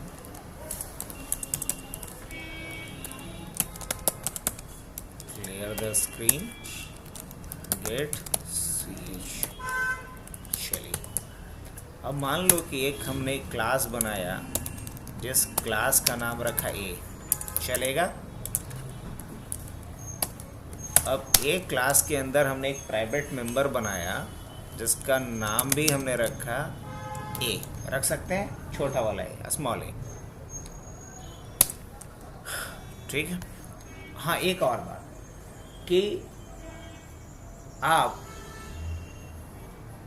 से अगर कोई पूछे कि फ्रेंड फंक्शन को पब्लिकली डिक्लेयर करेंगे किसी क्लास के अंदर कि प्राइवेटली डिक्लेयर करेंगे, तो बोलेंगे कि फ्रेंड फंक्शन पब्लिकली डिक्लेयर करिए या प्राइवेटली डिक्लेयर कीजिए, कोई उससे फ़र्क नहीं पड़ता है। क्या है भाई, तो वो मेंबर नहीं होता है किसी क्लास का, वो दोस्त होता है, फ्रेंड होता है। अब फ्रेंड पे कोई जो उसका पॉलिसी है, जो रूल्स है, वो अप्लाई नहीं होता है, सीधी सी बात है। अब मान लो किसी के यहाँ कुछ हो गया, किसी का डेथ ही हो गया, तो दोस्त है तो दोस्त थोड़ी माथा मुड़ाएगा, नहीं ना, वो बाल नहीं ना छिलवाएगा। हाँ वो शरीक हो सकता है उसके सारे इवेंट्स में, है ना क्या, लेकिन अगर कोई रिलेटिव है तो मेंबर है तो तब तो हटवाना ही पड़ेगा। तो इसी तरीके से समझ लो कि हम फ्रेंड फंक्शन डिक्लेयर कैसे करते हैं बच्चा, तो लिखना पड़ेगा, इसके लिए कीवर्ड होता है फ्रेंड, और हमने लिखा, मान लो फ्रेंड फंक्शन का नाम क्या है, F1 रख लूँ, चलो ठीक है। अब इस फ्रेंड फंक्शन से जो भी करवाना है वो बातें यहाँ पे लिख सकते हो तुम। अगर फ्रेंड फंक्शन, एक बात और, हाँ फ्रेंड फंक्शन को फ्रेंड से डिनोट किया जाता है। हाँ, अब फ्रेंड फंक्शन को आप क्लास के अंदर डिफाइन नहीं करोगे, सिर्फ क्या करोगे, डिक्लेयर करोगे। हमने क्या किया है, डिक्लेयर किया है फ्रेंड फंक्शन को इनसाइड द क्लास, और ये क्लास का मेंबर नहीं होता है, मैं फिर बोल रहा हूँ, ये क्लास का मेंबर नहीं होता है। और एक और मैंने क्लास बनाया बी, एक ही एग्जांपल में दिखा दे रहे हैं, जो मेन इसका पावर है क्या मैंने यहाँ इसके अंदर एक बी वेरिएबल लिया। अब इसके अंदर भी हम क्या करते हैं, फ्रेंड एक फंक्शन बनाते हैं दैट इज वॉइड, और हमने क्या किया, इसके अंदर भी उसी फंक्शन को क्या कर दिया, डिक्लेयर कर दिया, declare friend function inside the class. यहाँ भी हमने क्या कर दिया है, फ्रेंड फंक्शन को डिक्लेयर किया, यहाँ भी फ्रेंड फंक्शन को डिक्लेयर कर दिया।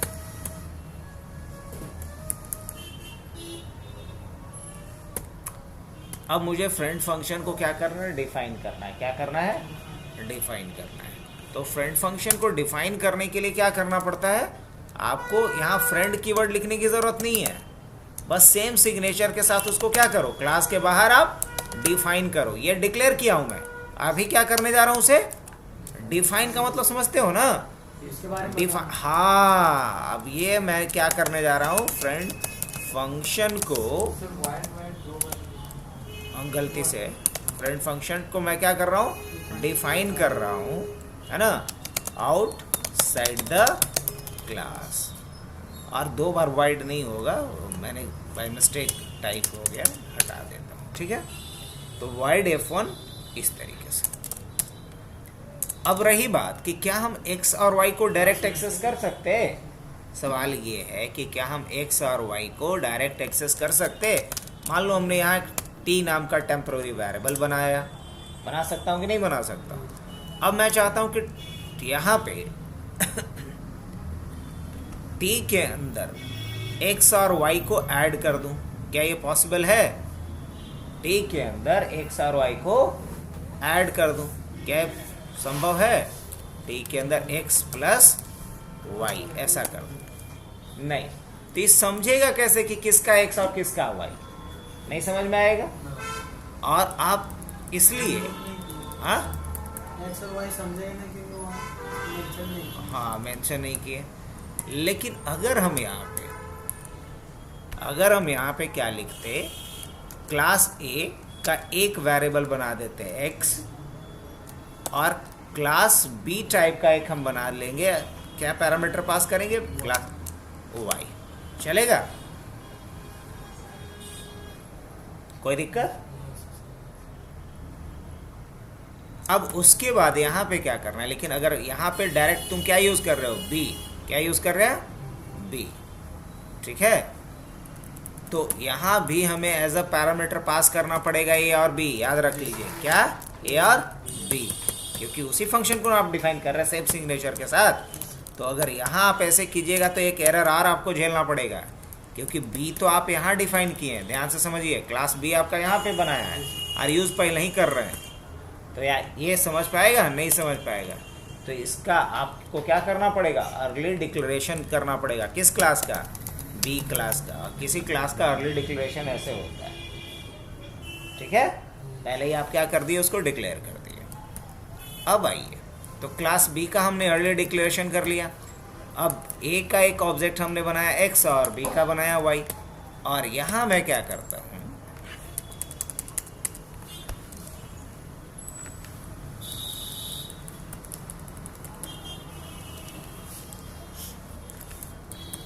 अब मैं यहाँ क्या लिख सकता हूँ बताओ? यहाँ हम लिख सकते हैं x प्लस वाई लिख सकते हैं कि नहीं? यहाँ हम क्या लिख सकते हैं? x plus y. अगर मान लो यहाँ t हमने लिया, यहाँ हम अब ऐसे नहीं लिख सकते, लेकिन ये किसका? हाँ, तो हम बोलेंगे x का a, x का a। x के अंदर ये नाम का वेरिएबल होगा और y के अंदर क्या होगा? b नाम का वेरिएबल। कहाँ पे? ऑब्जेक्ट जो बना तो ऑब्जेक्ट, हाँ तो ये ना, तो क्लास का नाम तो कैपिटल ए में ना रखे हैं। हो इसमें सर जो एक्स डॉट ए दिए ना, तो स्मॉल में दे दिए ना। हाँ, तो एक्स तो स्मॉल में ना देंगे, तो ए को तो स्मॉल में ना देंगे। ये किस ए की बात हो रही है? ये वाले वेरिएबल की बात हो रही है ना। और ये बी किसकी बात हो रही है? इस बी की बात हो रही है, जो बी के अंदर एक, हाँ, एट्रीब्यूट की बात हो रही है। दोनों को x का a और y का b किस में डाल दो, और उसके बाद हम क्या कर सकते हैं? प्रिंट कर सकते हैं। किसको प्रिंट कर सकते हैं? पक्का? हाँ, तो हम क्या कर सकते हैं? C out. और सी आउट क्या करेंगे? Addition of a and b is t and l। कर सकते हैं ऐसा? अभी कोई आउटपुट नहीं आएगा, कोई एरर भी नहीं आएगा। क्यों? क्योंकि फन फंक्शन को हमने कहीं कॉल, f1 को कॉल किया है? कहीं नहीं किया है। तो f1 को कॉल करने के लिए क्या लिखना पड़ेगा मुझे? बस f1 लिखना पड़ेगा, और यहाँ पास करना पड़ेगा दो ऑब्जेक्ट। क्या पास करना होगा? क्योंकि यहाँ देखो दो ऑब्जेक्ट रिसीव होगा ना, एक x का और एक y का। तो हम क्या करते हैं, क्या लिखेंगे यहाँ पे? पहला क्लास a है, उसका ऑब्जेक्ट एक a1 बना देते हैं, और एक दूसरा जो है क्लास b है, जिसका हम b1 बना देते हैं। बना सकते हैं कि नहीं? और इसमें हम पास क्या कर देंगे? a1 को पास कर देंगे और b1 को पास कर देंगे। That's it. ऑब्जेक्ट को भेजना ना। हाँ, ऑब्जेक्ट को भेजना है, क्योंकि आप यहाँ एज अ पैरामीटर किसको पास किया? ऑब्जेक्ट को। अब रन करके देखें, गार्बेज रिजल्ट आएगा। अब गार्बेज क्यों रिजल्ट आया? क्योंकि आप तो यहाँ बी को ऐड न किए हैं, बी में कुछ वैल्यू थोड़े रखल है। ये है रखल? नहीं। तो हम चाहते हैं कि यहाँ वैल्यू रख दें। कैसा रहेगा? वैल्यू रख देते हैं। तो वैल्यू रखने के लिए इसके अंदर क्या बनाना पड़ेगा? एक पब्लिक मेथड बना देते हैं। पब्लिक मेथड क्या बना देते हैं? void set a, void set a। और यहाँ पे एक वेरिएबल ले लेते हैं, x ले लें, और यहाँ क्या करेंगे, ओए यहाँ लिखेंगे हम a इक्वल टू किसको, x को डाल दो, ए में किसको डाल दो, x को डाल दो। उसी तरीके से अब यहाँ पब्लिक क्यों दिए पता, पब्लिक नहीं देंगे तो एक कॉल ही नहीं होगा, है ना।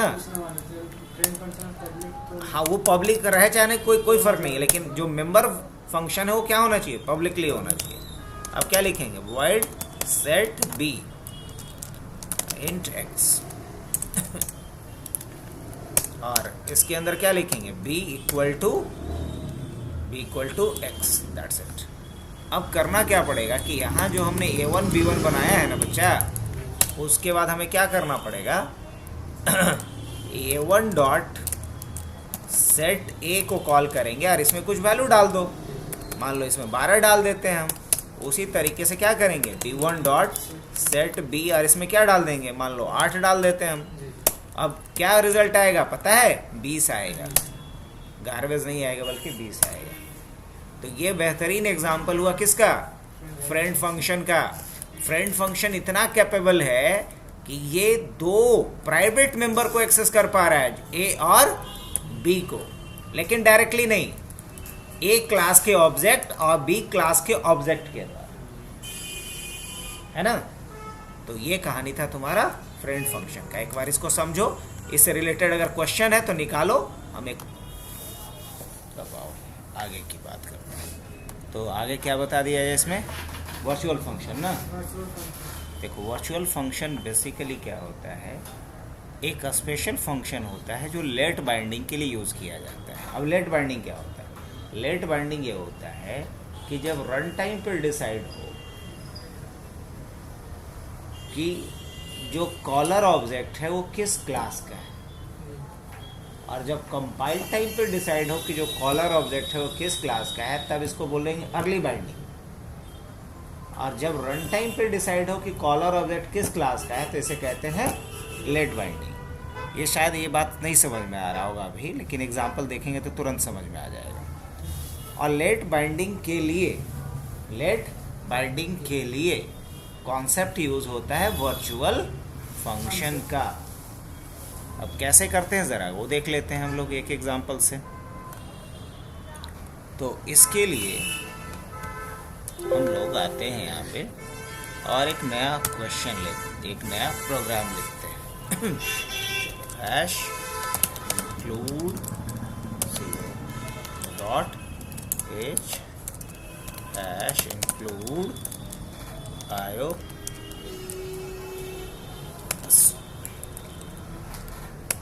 stream dot h void main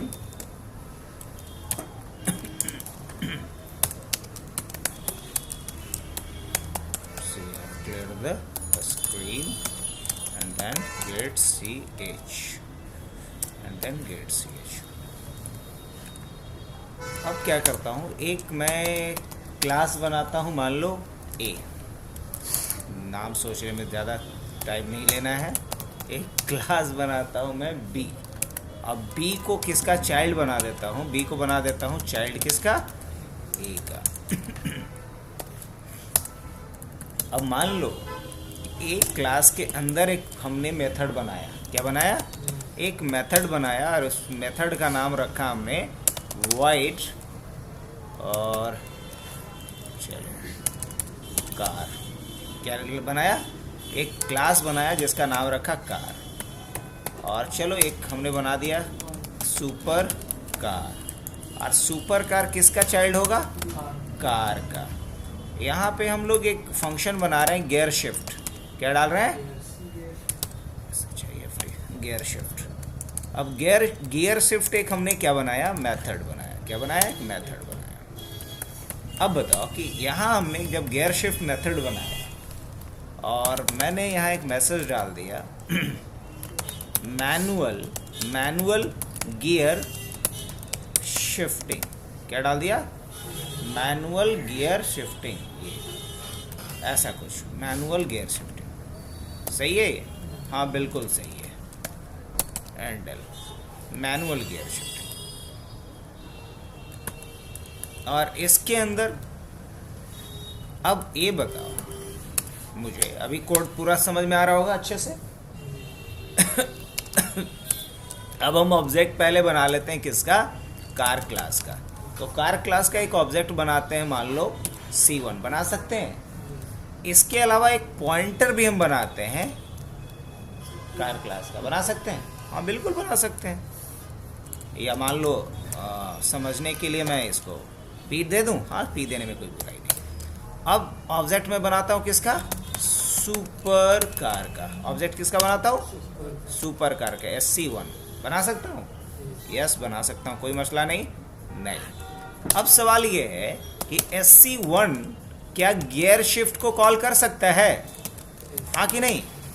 gear shift को कॉल कर सकता है? हाँ बिल्कुल कर सकता है, मैनुअल गियर शिफ्टिंग। क्यों भाई? तो ये जो गियर शिफ्ट फंक्शन है कार क्लास के अंदर, वो यहाँ क्या हो गया होगा, इनहेरिट होके आ चुका है, इसलिए कॉल कर सकता है। सही बात है, कोई मसला? नो। अब मैं क्या करता हूँ, ध्यान से इस बात को समझना। और अगर मैं ऑब्जेक्ट किसका बना, कार क्लास का ऑब्जेक्ट है, क्या वो गियर शिफ्ट को कॉल कर सकता है? हाँ बिल्कुल कर सकता है। कर सकता है? हाँ बिल्कुल कर सकता है। अच्छा, ये कार क्लास का जो एक पॉइंटर वेरिएबल है, क्या वो कर सकता है? हाँ कर सकता है। लेकिन एक बात समझना, एक इंपॉर्टेंट कॉन्सेप्ट यहाँ से शुरू हो रहा है कि जब कोई पॉइंटर वेरिएबल कॉल करेगा तो डॉट ऑपरेटर लगा के नहीं करेगा, यहाँ आएगा एरर। तो वो क्या लगाएगा, एरो ऑपरेटर। क्या लगाएगा? और एरो ऑपरेटर कैसे लिखते हैं, माइनस ग्रेटर देन से क्या बनता है, एरो ऑपरेटर। चला? तो जब पॉइंटर वेरिएबल के द्वारा किसी मेंबर फंक्शन को कॉल करना हो तो वहाँ डॉट ऑपरेटर के जगह पे क्या लगाते हैं, एरो ऑपरेटर लगाते हैं। पॉइंट याद रहेगा? अच्छा, ये पॉइंटर वेरिएबल किसका है, कार का कि सुपर कार का? कार का। सही बात समझ में आ रही है? अब हम क्या करते हैं, ध्यान से समझना बात को। सुपर कार के अंदर किसी गियर शिफ्ट फंक्शन को हम क्या करने जा रहे हैं, ओवरराइड। क्या करने जा रहे हैं, ओवरराइड। समझ रहे हो ना? अब क्यों करने जा रहे हैं ये भी समझ गए होगे शायद। क्यों करने जा रहे हैं, इस पे कई बार हम पहले भी बात कर चुके हैं। गियर शिफ्टिंग का तरीका बदलने वाले हैं। क्या लिखेंगे, ऑटो गियर शिफ्टिंग अप्लाई, और यहाँ क्या लिखेंगे, मैनुअल गियर शिफ्टिंग अप्लाई। नहीं, ये मैनुअल गियर शिफ्टिंग इस पे अप्लाई हो रहा है। इस पे क्या अप्लाई हो रहा है, ऑटो गियर शिफ्टिंग इस पे अप्लाई हो रहा है। And L, correct? अब बताओ, अब जब रन करेंगे क्या होगा? अभी क्या रहा है, मैनुअल गियर शिफ्टिंग। सही बात भी है, क्योंकि पी पॉइंटर किसका है, कार का। सही चल रहा है। लेकिन देखना ट्विस्ट कहाँ पे आ रहा है। ट्विस्ट यहाँ पे आएगा कि मैं क्या कर रहा हूँ, पी के अंदर एड्रेस किसका रख दे रहा हूँ, सुपर कार का। पी के अंदर एड्रेस किसका रख दे रहा हूँ। अब पॉइंटर वेरिएबल तो किसी भी दूसरे वेरिएबल का क्या कर सकता है, एड्रेस रख ही सकता है अपने ही टाइप का, नहीं? तो क्या ये सही है? हाँ सही है। अब गेस करो कि अब गियर शिफ्ट जब कॉल करेगा पी तो कौन वाला चलेगा, मैनुअल वाला कि ऑटो वाला? ऑटो वाला चलेगा। लेकिन एक सही बात है, है ना? तो यही इसी प्रॉब्लम को सॉल्व करने के लिए अब देखो कौन वाला चल रहा है, मैनुअल वाला चल रहा है। लेकिन अभी चलना कौन सा चाहिए था, ऑटो वाला। काहे ऑटो वाला चलना चाहिए था कि इस पी का लेटेस्ट क्या है, लेटेस्ट तो डेफिनेशन है कि SC का एड्रेस रखा गया इसमें। तो अब जो ये पी पॉइंटर है वो इनिशियली तो कार टाइप का था, लेकिन अब ये किस टाइप का हो गया, सुपर कार टाइप का। तो अब ये गियर शिफ्ट जब चलाएगा तो मैनुअल वाला चलेगा। अच्छी बात है? नहीं। अब कौन सा चलना चाहिए था, लेकिन अभी चल रहा है क्या, देख लो तो।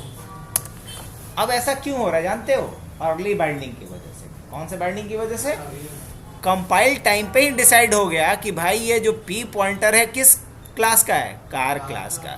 तो ऑब्वियसली जब पी कॉल करेगा गियर शिफ्ट को तो कौन सा गियर शिफ्ट चलेगा, कार क्लास के अंदर जो गियर शिफ्ट है वो चलेगा।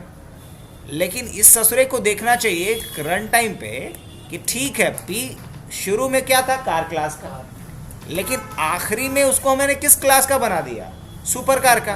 कैसे, तो सुपर कार का जो ऑब्जेक्ट है SC1 उसका एड्रेस किस में डाल दिया P में। तो अब तो P क्या हो गया है, सुपर कार क्लास का ऑब्जेक्ट। तो अब जब गियर शिफ्ट कॉल कर रहा है तो कौन वाला चलना चाहिए, ऑटो वाला। सुपर कार के अंदर जो गियर शिफ्ट है वो चलना चाहिए, जो नहीं चल रहा है। तो ये इसलिए नहीं चल रहा है क्योंकि यहाँ अभी क्या हो रहा है, अर्ली बाइंडिंग। हमको क्या करवाना है, इसी गियर शिफ्ट का लेट बाइंडिंग। तो किसी भी मेथड का अगर लेट बाइंडिंग करवाना हो तो उसे हमें बनाना पड़ेगा वर्चुअल फंक्शन, प्योर वर्चुअल नहीं, वर्चुअल फंक्शन। तो वर्चुअल फंक्शन बनाने के लिए आपको सिर्फ लिखना होगा वर्चुअल। अब यहाँ भी आप लिख दो, क्या लिखोगे, वर्चुअल, दैट्स इट, और कुछ भी नहीं करना। अब रन करके देखो, कहानी बदल चुकी होगी। हाँ,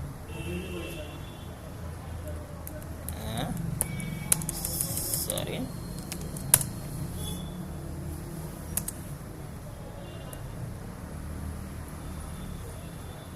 पी के अंदर एड्रेस किसका है, इसका, और यहाँ मैंने क्या लिख दिया है, वर्चुअल। सही है, मैनुअल गियर शिफ्टिंग, ऑलराइट। यहाँ क्या है, ऑटो गियर शिफ्टिंग।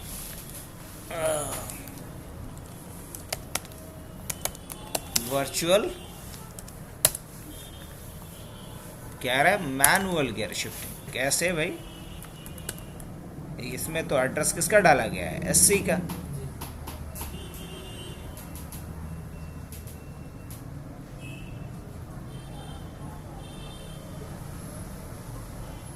इसमें लेटेस्ट डेफिनेशन तो SC का आ गया। और अगर अच्छा SC से मैं कॉल करूं तो, अगर मैं इसी को SC1 से कॉल करूं तो ऑटो आना चाहिए। ओह, अभी तो कुछ गड़बड़ हो रहा है, राइट। देख रहे हो, SC से भी मैंने कॉल करा, फिर भी क्या आ रहा है, मैनुअल आ रहा है। अभी भी मैनुअल आ रहा है, पंगा, काम नहीं कर रहा है। देख रहे हो, हम तो डायरेक्ट SC से भी कॉल कर रहे हैं। शिट, अच्छा, दोनों का स्पेलिंग अलग अलग है क्या, इसीलिए काम गड़बड़ हो सकता है, इसीलिए काम नहीं कर रहा, और कोई बात नहीं। Gear SHIFT, that's the point, इसलिए काम नहीं कर रहा है। अब देखेंगे, अब क्या कर रहा है, gear shift is not accessible because of this is private. अब हो जाएगा, ऑटो गियर शिफ्टिंग काम कर रहा है, यस कर रहा है। अब मैं यहाँ क्या यूज़ करने वाला हूँ, P, और क्या लगाने वाला हूँ, एरो ऑपरेटर, फिर भी क्या आएगा, ऑटो गियर शिफ्टिंग आ रहा है। अब आप बोलो कि ऑटो गियर शिफ्टिंग आ रहा है, जबकि P, अगर यही ऑटो गियर शिफ्टिंग कब नहीं आता, जब यहाँ से क्या हटा देते हैं, वर्चुअल हटा देते कीवर्ड, तब ये नॉर्मल फंक्शन था, तब मैनुअल गियर शिफ्टिंग। बस इतनी सी बात है ना। इसे क्या बना दिया हमने, वर्चुअल फंक्शन। यही कॉन्सेप्ट होता है लेट बाइंडिंग का, और लेट बाइंडिंग के लिए क्या यूज़ किया जाता है, वर्चुअल फंक्शन। चलो, अब इसके बाद क्या है, टेम्पलेट्स है। टेम्पलेट क्या होता है, तो टेम्पलेट एक जेनरिक मेथड होता है, एक जेनरिक फंक्शन होता है। जेनरिक कहने का मतलब जो अलग अलग तरह के आर्गुमेंट्स को हैंडल कर सकते, उसी को क्या कहेंगे, जेनरिक बोलेंगे। तो अगर जेनरिक, हमें कोई मेथड बनाना है, जेनरिक मेथड को ही टेम्पलेट बोलते हैं, ठीक है। तो इसके लिए कॉन्सेप्ट देखते हैं एक एग्जांपल के साथ।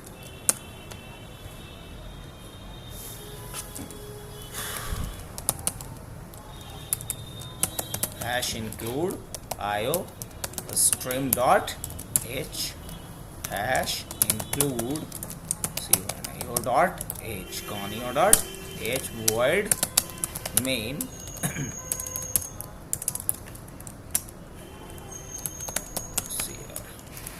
screen and then get ch.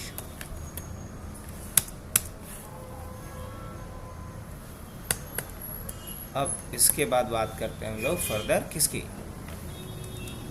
Clear screen, templates की।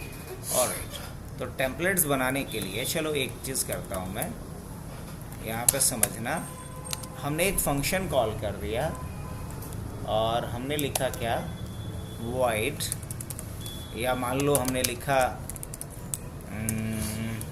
ठीक है,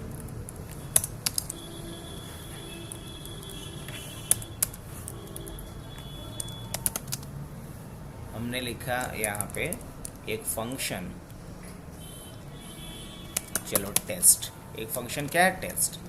अब इसमें दो तरह का वैल्यू पास कर रहे हैं, क्या पास कर रहे हैं, दो तरह का वैल्यू पास कर रहे हैं, एक 3 पास कर रहे हैं और दूसरा 5 पास कर रहे हैं। कोई दिक्कत नहीं।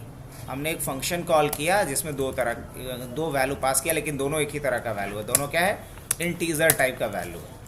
अब हम क्या कर रहे हैं यहाँ पे, एक क्या ले रहे हैं हम लोग, void, और void अगर नहीं भी लेंगे तो मान लो यहाँ पे int ले लेते हैं या void लेते हैं, जो भी आपकी इच्छा। चलो पहले void लेते हैं, मतलब रिटर्न नथिंग नेचर का बनाते हैं। क्या करते हैं, टेस्ट। अब ये दो प्लेस होल्डर इसमें डालना पड़ेगा, x और y। चलो बढ़िया। अब हमें कंपेयर करना है कि दोनों में बड़ा कौन है, कर सकते हैं। तो लिखता हूं मैं यहाँ if x is greater than y, अगर x y से बड़ा है, अगर x y से बड़ा है तो सी आउट क्या डालो, सी आउट कर दो x को, सी आउट कर दो x को। और अगर ऐसा नहीं है, अगर ऐसा नहीं है तो सी आउट कर दो किसको, y को, हाँ कि ना, हाँ सी आउट कर दो y को। अब अगर हम रन करेंगे तो अभी क्या आएगा, 5 आएगा एज अ रिजल्ट, क्योंकि 5 बड़ा है। लेकिन एक बात का जवाब दीजिएगा हमें, अगर मैं यहाँ पे लिख रहा हूँ 5.5, इसको तो 5.5 बड़ा देना चाहिए था, 5 को क्यों बड़ा दे रहा है, समझ में आ रही बात। तो ये तो ड्रॉप कर रहा है डेसिमल वैल्यूज को, तो इसलिए क्योंकि आपने यहाँ इसका टाइप क्या ले लिया, इंट। अच्छा, अगर मान लो कि आपने इसका टाइप क्या ले लिया होता, फ्लोट, क्या ले लिया होता, फ्लोट, अब क्या आएगा 5.5। समझ में आ रही बात, कोई दिक्कत। अब मान लो यहाँ भी कोई फ्लोट डाल देगा, तब ये भी तो हो सकता है। मान लो कि यहाँ पे भी किसी ने क्या डाल दिया, 5.6 डाल दिया, अब क्या आएगा, फिर भी 5.5 आ रहा है। समझ रहे बात, तो अभी 5, हाँ ये, अब यहाँ भी हमको फ्लोट करना पड़ेगा, समझ में आ रही बात, तब जा करके हैंडल करेगा। तो क्या ऐसा हम नहीं कर सकते कि हम फ्लोट या इंट न लिख करके कुछ और लिखें और वो इतना जेनरिक हो कि इंट फ्लोट डबल सबको हैंडल कर ले। तो हाँ, है ना। और यही कॉन्सेप्ट आता है किसका, टेम्पलेट्स का, और यही पे कॉन्सेप्ट आएगा। अब टेम्पलेट बनाते कैसे हैं बच्चा, ज़रा वो देख लेते हैं। तो टेम्पलेट बनाने के लिए हमें पहले तो एक कीवर्ड लिखना पड़ता है, टेम्पलेट। क्या लिखना होगा, फिर हमें देना होता है एंग्लो ब्रैकेट, और यहाँ हमें लिखना होता है क्लास। ये क्लास नहीं बना रहे हैं, क्लास एक कीवर्ड डालना होता है, क्लास बनाना नहीं है। उसका डालते हैं प्लेस होल्डर। अब यहाँ कोई भी एक प्लेस होल्डर ले लो, मान लो कि हम बड़ा वाला x ले लेते हैं, ठीक है, बड़ा वाला x ले लेते हैं, करेक्ट, कोई दिक्कत नहीं। अब हम क्या कर सकते हैं कि ये जो हम टेस्ट नाम का बना रहे हैं, अब यहाँ हम फ्लोट कुछ नहीं लिखेंगे, यहाँ क्या लिखेंगे, बड़ा वाला x, और यहाँ भी क्या लिखेंगे, बड़ा वाला x। अब आपको अगर ये नहीं चीज़ें समझ में आ रही है तो आप ये भी कर दीजिए, अगर आपको थोड़ा कन्फ्यूज़न हो जाएगा x और y में, तो ये और b ले सकते हैं। अब आप यहाँ कंपेयर किसके बीच कर लीजिएगा, a और b में। अगर ऐसा है तो a को प्रिंट कर दीजिए, नहीं तो b को प्रिंट कर दीजिए। अब ये इतना जेनरिक है कि अगर आप मान लीजिए कि यहाँ पे क्या डालते हैं, मान लीजिए यहाँ पे आप 5 डालें और यहाँ आप क्या डालें, 6 डालें, तो भी ये काम करेगा। ध्यान से देखिए, किया कि नहीं किया। अब आप मान लीजिए कि यहाँ पे 5 डालें और यहाँ आप 5.5 भी डालें, तो भी ये काम करेगा नहीं, एरर आएगा। क्यों आएगा, क्योंकि एक आप इंट ले लिए, हर एक डबल ले लिए हैं। अब एक ही तरह का लेना पड़ेगा। चलो बढ़िया बात है। तो क्या इसको और ऐसा जेनरिक बना सकते हैं कि अलग अलग टाइप भी हम रख सकें? हाँ बिल्कुल रख सकते हैं। इसके लिए हमें यहाँ पे क्या करना होगा, कॉमा दे करके लिखना होगा y, और एक का रिटर्न टाइप क्या कर देंगे यहाँ पे हम y। है ना, एक का डेटा टाइप x और दूसरे का डेटा टाइप y। अब देखो क्या हैंडल कर पाया कि नहीं कर पाया। तो ये कहानी है टेम्पलेट्स। थोड़ा ये समझ में क्लास वाई क्यों लिखते हैं? कुछ भी लिख सकते हैं, यहाँ पे अभिषेक लिख सकते हैं, क्लास लिखना जरूरी है, टेम्पलेट लिखना जरूरी है, एंग्लो ब्रैकेट देना जरूरी है, यहाँ x के जगह कुछ भी लिख सकते हैं। मतलब सर दो आर्गुमेंट पास करना हो तो अगर मान लो दोनों आर्गुमेंट एक ही डेटा टाइप का है, हाँ, अगर दोनों आर्गुमेंट, अगर मान लो कि ये टेस्ट फंक्शन दो आर्गुमेंट ले रहा है, हम चाहते हैं कि दोनों आर्गुमेंट एक ही टाइप का हो, तो यहाँ पे एक ही प्लेस होल्डर बनाओगे। लेकिन अगर तुम्हें लगता है कि इसमें टेस्ट में दो पैरामीटर है, दोनों अलग अलग डेटा टाइप का होगा, तब क्या करोगे तुम। अगर एक ही डेटा टाइप का रखना है तब बस ऐसे रख लो। अगर आपको इसको एक अलग डेटा टाइप का रखना है, इसको अलग डेटा टाइप का रखना है, तो यहाँ पे आप दो प्लेस होल्डर बनाओगे, क्लास x और क्लास y। अगर आपको तीन तरह का वैल्यू ले रहे हो एक और बनाना तो एक और लेना पड़ेगा, z लेना पड़ेगा, k लेना पड़ेगा। सर, इसमें खुद से ही समझ आ रहा कि फ्लोट वैल्यू है। हाँ, खुद से समझ आ रहा है। हम यहाँ y का कोई टाइप नहीं बताए हैं, x का कोई टाइप नहीं बताए हैं, हम जैसा वैल्यू डाल रहे हैं उसका वही टाइप बन जा रहा है। यही जेनरिक का मतलब है।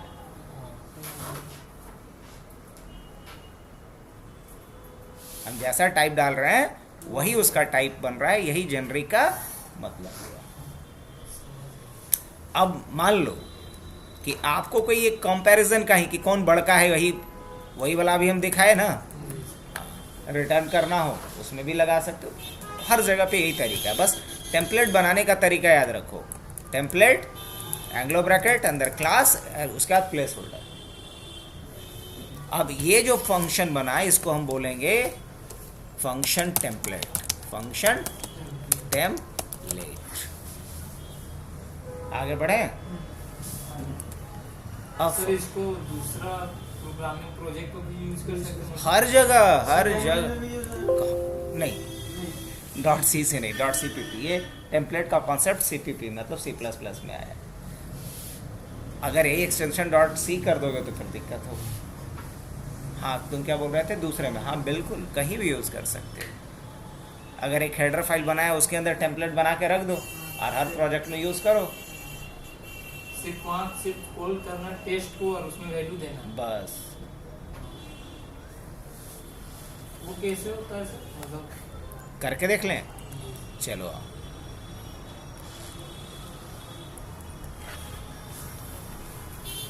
क्योंकि हर प्रोजेक्ट को भी काम दे सकता है ना,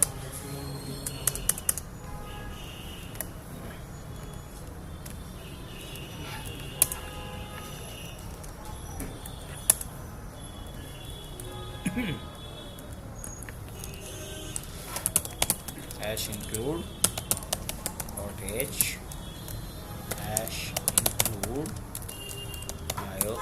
string dot h। चल हो गया, टेम्पलेट बना दिए हो। अब चलो बाकी जो कॉलिंग वाला काम है, मान लो यहाँ पे मेरे को नहीं करना, हटा दिया मैंने।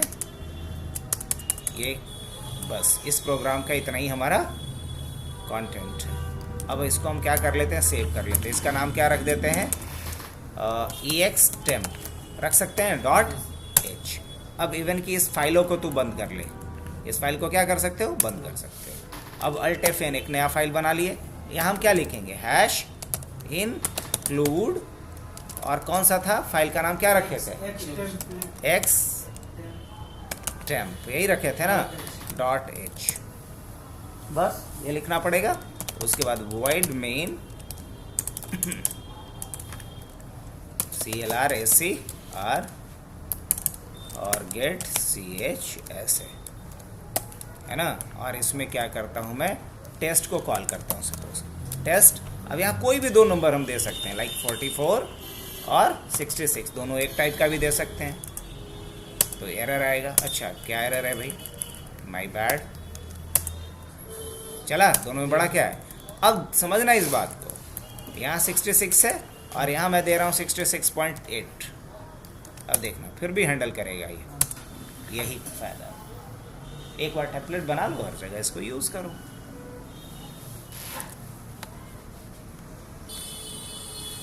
टेम्पलेट के बाद क्या है, फाइल हैंडलिंग। फाइल हैंडलिंग में क्या होता है कि अगर एक प्रोग्राम के डेटा को हमें किसी फाइल पे सेव करना हो, एक प्रोग्राम के डेटा को फाइल पे सेव करना, या एक फाइल में रखे गए डेटा को प्रोग्राम में लोड करना हो, ये काम हम जो करते हैं इसी को कहेंगे file handling. File handling is a approach to manage a file using a program code. अगर हम प्रोग्राम लिख करके फाइल को मैनेज करते हैं, लाइक फाइल क्रिएट करना, फाइल पे प्रोग्राम के डेटा को राइट करवाना, या किसी फाइल में जो डेटा पहले से राइट किया गया है उसको प्रोग्राम में लोड करना, या फिर किसी फाइल में जो डेटा पहले से लिखा गया उस डेटा को चेंज करना, ये सारा ऑपरेशन ही कहलाता है फाइल हैंडलिंग। और फाइल हैंडलिंग क्यों ज़रूरी है हर प्रोग्रामिंग लैंग्वेज में, तो समझ लो कि ये जो प्रोग्राम का डेटा है इसका लाइफ कब तक रहेगा, जब तक प्रोग्राम चल रहा है। तो प्रोग्राम को एंड होने से पहले क्या करना चाहिए मुझे, प्रोग्राम के डेटा को या तो किसी फाइल में या किसी डेटाबेस में, तो लोग तो डेटाबेस भी पढ़ा है, समझ ही सकते हो हर एक कॉन्सेप्ट को। तो प्रोग्राम के डेटा को प्रोग्राम एंड होने से पहले कहाँ रखवा लेना चाहिए, या तो किसी फाइल में या किसी डेटाबेस में, ठीक है। तो प्रोग्राम एंड होने से पहले प्रोग्राम के डेटा को अगर किसी फाइल पे हमें राइट करवाना है तो ये प्रोसेस क्या कहलाएगा, फाइल हैंडलिंग। क्या कहलाएगा, फाइल हैंडलिंग। किया जाए, कैसे करते हैं देखें, चलो आओ। तो फाइल हैंडलिंग के लिए हम लोगों को डायरेक्ट इसी में कोड लिख के दिखा दूं, चला तब तो ठीक ही है वो। CLR SCR क्लियर स्क्रीन और गेट CH, ये रहा। अब आओ, इसमें क्या करना है मुझे, इसमें करना ये है कि हमें एक फ़ाइल बनानी है, उस फाइल पे कुछ मैसेज राइट करना है। तो फाइल हैंडलिंग के लिए एक हेडर फाइल हमें इंक्लूड करना पड़ेगा जिसका नाम होता है fstream.h। कौन सा फाइल, कौन सा हेडर फाइल होगा, fstream.h। अब मुझे एक ऑब्जेक्ट बनाना पड़ेगा ऑफ स्ट्रीम का। अगर हमें फाइल पे मैसेज राइट करना है तो हमें ऑफ स्ट्रीम का एक ऑब्जेक्ट बनाना पड़ेगा। मतलब ऑफ स्ट्रीम एक क्लास है, किसके अंदर, एफ स्ट्रीम के अंदर। तो ऑफ स्ट्रीम का हमें क्या बनाना पड़ेगा, एक ऑब्जेक्ट बनाना पड़ेगा। अब क्या नाम रख दें ऑफ स्ट्रीम का,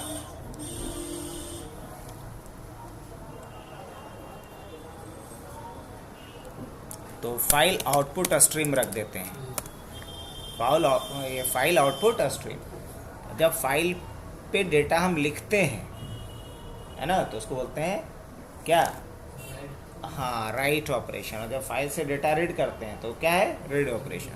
तो हमें फाइल पे डेटा राइट करना है तो ऑफ स्ट्रीम का एक ऑब्जेक्ट बनाएंगे। तो ऐसा लिख के क्या किया हम, इसका मतलब ऑफ स्ट्रीम नाम का क्लास बना हुआ है किसके अंदर, इस हेडर फाइल के अंदर। अब इसी की सहायता से हम क्या करेंगे, ओपन करेंगे। क्या ओपन करेंगे, एक फाइल को। तो क्या लिखेंगे, file output stream equal to क्या लिखेंगे, ओपन। क्या लिखेंगे, ओपन। और ओपन करेंगे फाइल का नाम डाल करके। तो फाइल का नाम क्या डाल दें, ए डाल दें, अभिषेक एंड अजय डॉट डैट, ऐसा डाल दें। चलो, ये फाइल को ओपन करना होगा। अब फाइल पे मान लो मुझे कुछ मैसेज लिखना है तो हम लिखेंगे एफ आउट, ऐसे ही ना। अगर स्क्रीन पे प्रिंट करना होता था तो याद करना क्या लिखते थे, सी आउट लिखते थे। तो बस सी आउट की जगह यहाँ पे क्या लिखेंगे, A40। क्यों, क्योंकि हम लोग यहाँ पे क्या रखे हैं, A40 नाम दिए हैं। और क्या मैसेज राइट करना है इस पे,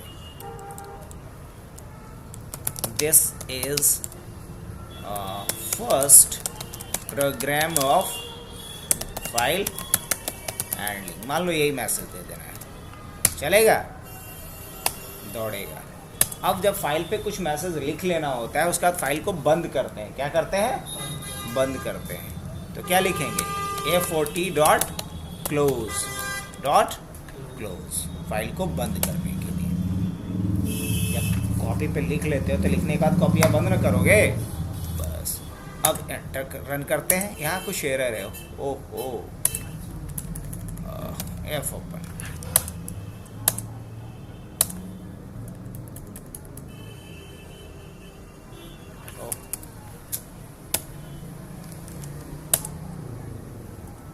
हो गया, यहाँ पे डॉट ऑपरेटर लगाना पड़ेगा, F40 डॉट ओपन।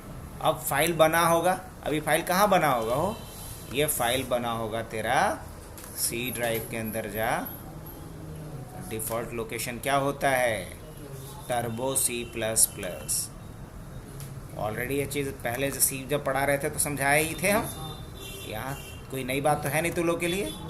अब यहाँ ए के नाम से एक फाइल बना होगा, ए बना है, a.dat। खोल के देखो, इस पे मैसेज क्या आना चाहिए, वही मोर एप्लीकेशन नोटपैड पे जाता हूँ मैं।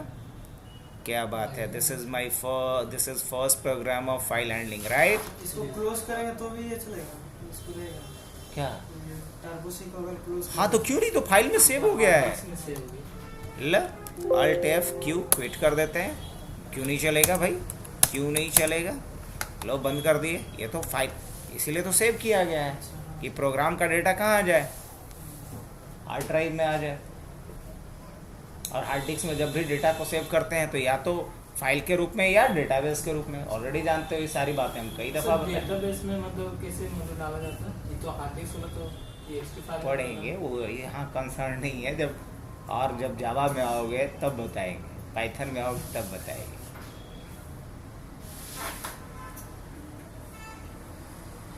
या फिर जब वेब डेवलपमेंट कर बताएंगे तो वहाँ बताएंगे इन सारी चीज़ों। समझ में आया?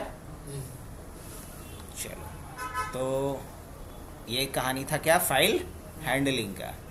अब बाकी एक्सेप्शन हैंडलिंग बचा, तो बताए थे कर लेना, नहीं तो कल एक बार करवा देंगे, रहने दें आज के लिए।